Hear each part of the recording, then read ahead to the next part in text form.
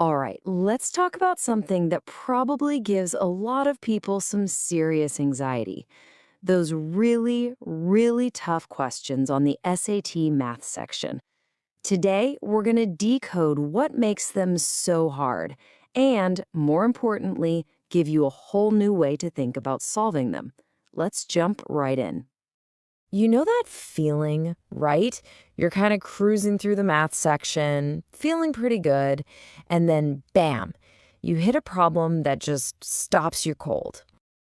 All of a sudden, the words on the page start to blur, the clock seems to get 10 times louder, and that little voice of panic just starts creeping in. It happens to pretty much everyone. But what if I told you it really doesn't have to be that way? We're going to call this whole experience the SAT math wall. It's that exact moment when a problem just feels completely impossible. But here's the secret. Getting over this wall is all about understanding what it's actually made of. So, this is where the big misunderstanding happens. Most of us think that the hardest questions must require some kind of mathematical wizardry, right? Like crazy complex calculations. But that's not what the SAT is testing. It's not about memorizing 100 obscure formulas. It's about your ability to see a path through a series of much simpler steps. And that right there brings us to the main idea of this whole explainer. The solution isn't some kind of magic trick. It's all about understanding the layers. This is it. This is the key. Hard questions aren't complicated. They're just layered. Once you let that sink in, it completely changes the game. See, they aren't built to be impossible. They're built to be, well, unpacked. So what do we mean by layered logic? Well, it's the SAT's favorite move. They take 2 or 3 concepts you definitely already know, things like percentages or basic algebra or maybe some geometry, and they just weave them together into one problem. Your job isn't to find one single brilliant solution. It's to carefully pull apart the layers one at a time. Okay, so if these questions are just a bunch of simple concepts layered on top of each other, how do we actually spot them?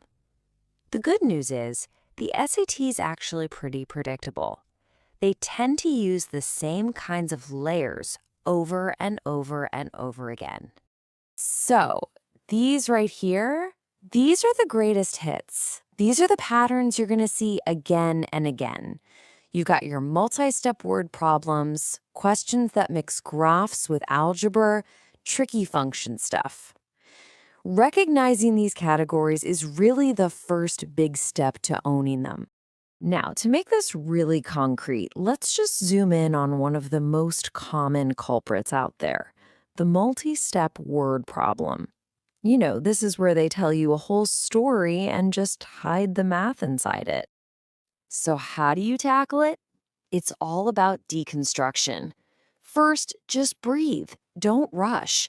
Figure out what the unknowns are, call them X and Y, then literally go sentence by sentence and turn the English into math.